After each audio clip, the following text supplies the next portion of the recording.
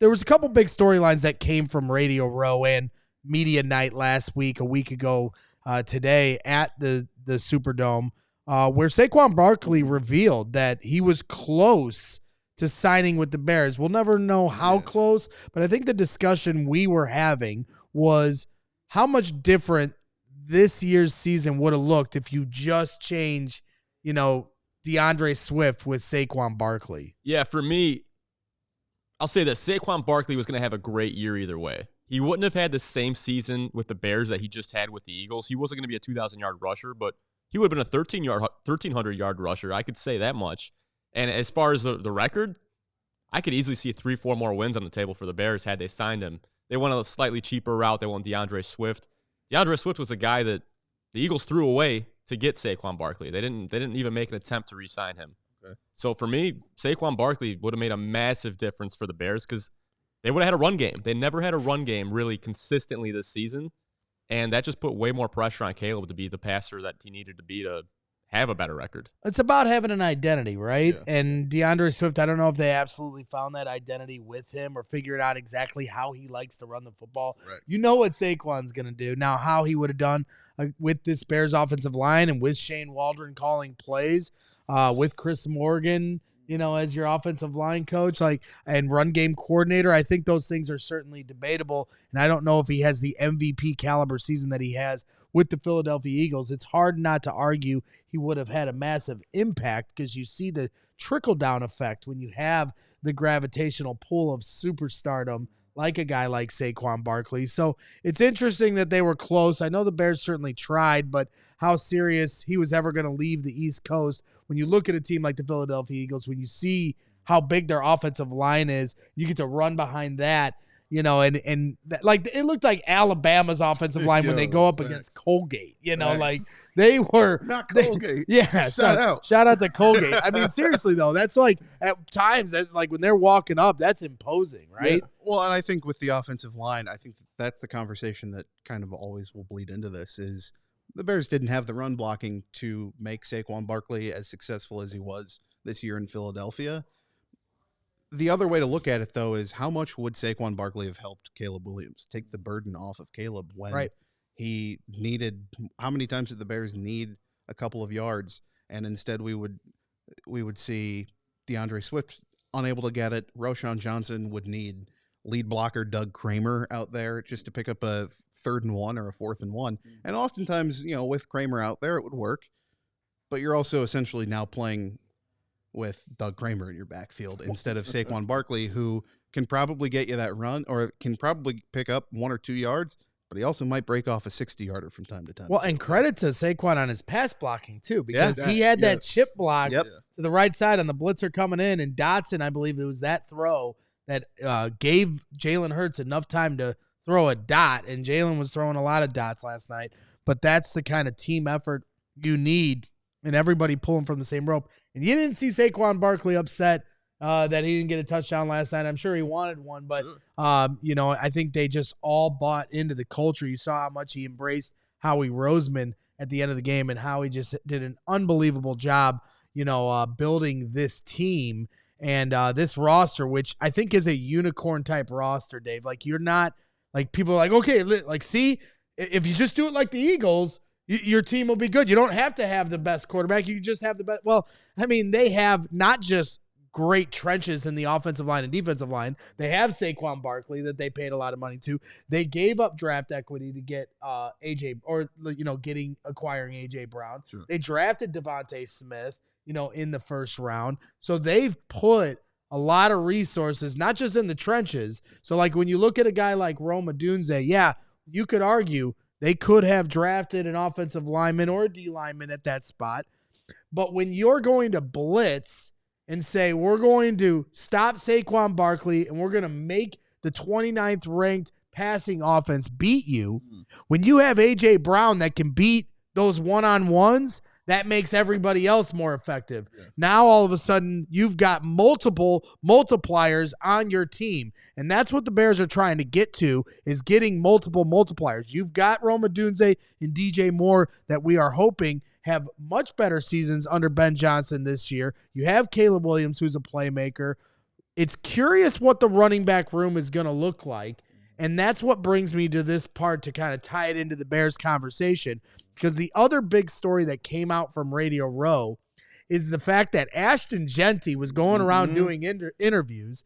And I know a lot of Bears fans are like, no, draft O-lineman, D-lineman. I hear you. But let's hear from Ashton Jeanty first from Radio Row, courtesy of our guy Matthew Berry and what they're doing over there, and hear what Ashton had to say on the subject. A lot of people, we all expect you to go somewhere in that first round. A couple years ago, Jahmyr Gibbs was taken 12th overall by the Lions. They expected him to go later in the first round. How shocked would you be if you went in the top 10? I think I would be a little shocked. I mean, just, obviously value has been brought back to running backs, but yes, sir.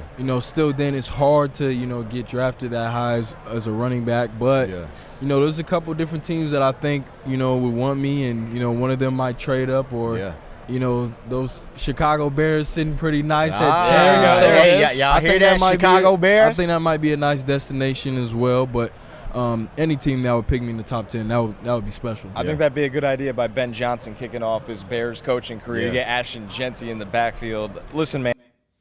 I mean, there it is, Ashton Jeanty. I mean, I get it. There's a lot of people. It's like a trigger warning.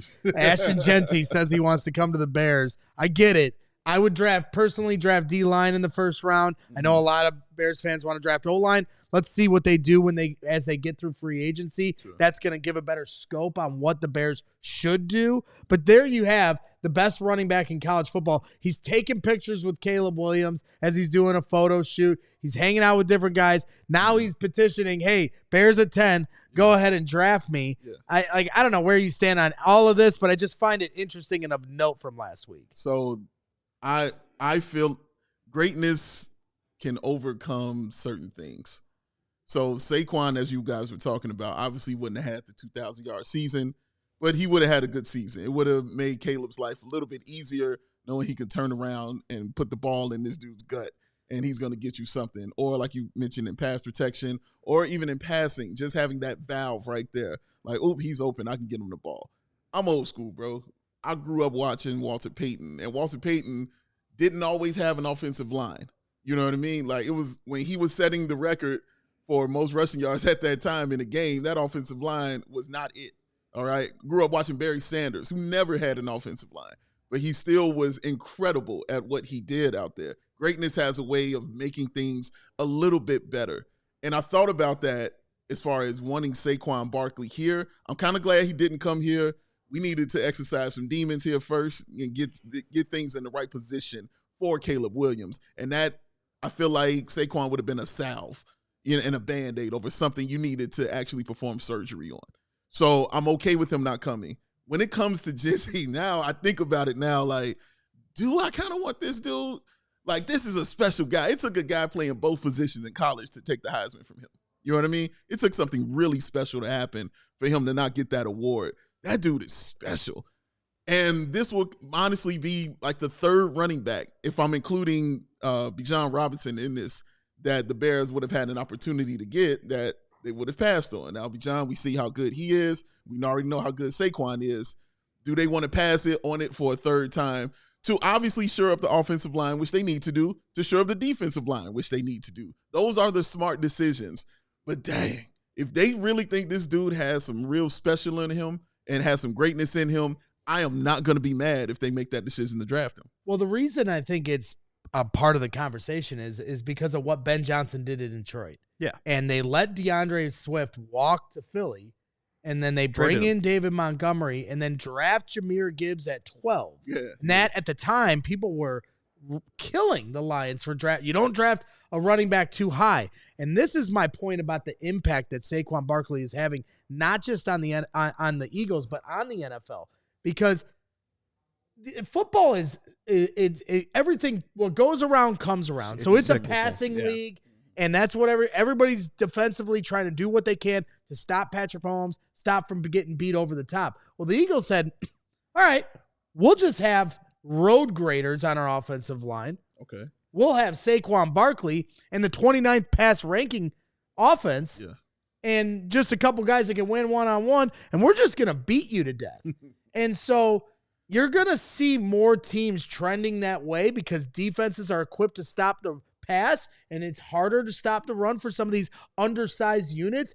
I mean, when you looked at the Chiefs, they looked physically undersized versus the Eagles. So that's why I think it's interesting, because when you look at what Ben Johnson did in Detroit, they certainly had maulers. They predicated a foundation of running the football, and they drafted a running back way higher than people thought. So that's why I think that the Ashton Jeanty conversation isn't going to go away as much as some fans would probably prefer it to. Well, I think it kind of goes back to it kind of goes back to the conversation of personnel and coaching too, where Detroit could stomach drafting Jahmyr Gibbs that high because of what they were building and the success in what they were building. They also drafted that year, first round, Jack Campbell with like the 18th pick.